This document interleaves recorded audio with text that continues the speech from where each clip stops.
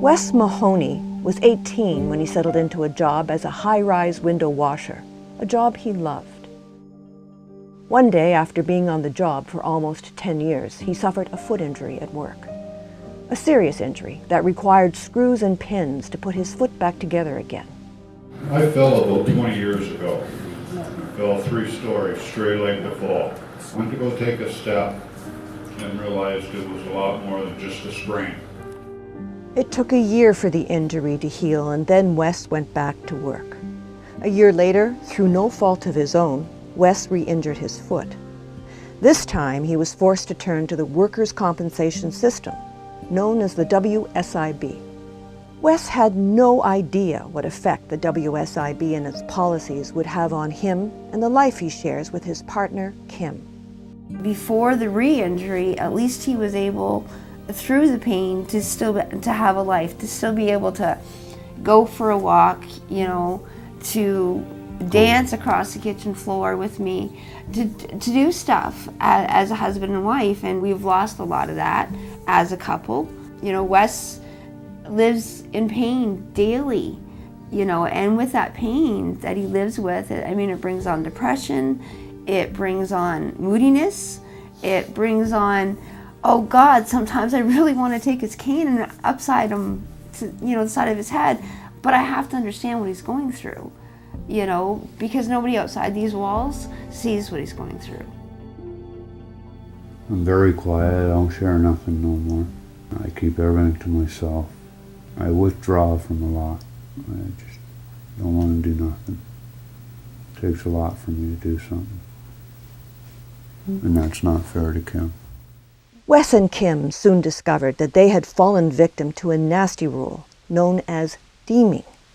It's a practice in which the WSIB can deduct money from your WSIB benefits equal to the amount you could have earned if work had been available. Deeming is them deciding that you're capable of work, whether you are or you aren't. Labor market reentry is what it's called when they do the deeming, and it's what they decide what you can do. Wes was told to get a job at Pizza call center. Or a parking lot attendant, yes. Parking cars. Right. How do you park a car when you've got a right foot that's not working? And this time here she came up with a ticket taker in a movie theater, working in a gas station, and a hospital laundromat. But at the same time I got to negotiate a chair in there, and multiple times that I can get up and just walk around so I don't stiffen up. It makes no difference if you can actually find a job. That's because the WSIB officials deem that you can work. So they deduct the money as if you already have a job, even if you don't. So you're not actually working, but they're basing it that you're working. For Wes at the time, they decided he could be working 40 hours a week. So they phantom jobbed him 40 hours a week at minimum wage, and then subtract what he was getting from his compensation, the loss of income earnings benefits, which brought him down to $400 a month. Deeming is now accepted among all governments and companies across Canada. It has one singular purpose: to save money for governments and employers. But its direct effect is to attack injured workers. I started working at the age of 15. Never been out of work in my life until I got hurt. And then I got hurt, and now my life's just been turned upside down, and people are saying to me, well, why are you so depressed about it? How can you not? Tired of combating WSIB day in and day out, Kim launched a plan to fight back. It's called the Chain of Shame. This is the Chain of Shame, and this was developed to represent injured workers at events that they can't be to. One side of the chain represents injured workers, the other side of the chain represents the cuts that WSIB has made to the compensation system, and it includes the Sunshine List. We have Chief Strategy Officer making $325,523.97 a year. Chief Operating Officer, $371,933.46. David Marshall, $400,000 annually, and then when he's finished his 5 years, his 5-year reign of terror, he'll get a 20% bonus for the dollars he saves.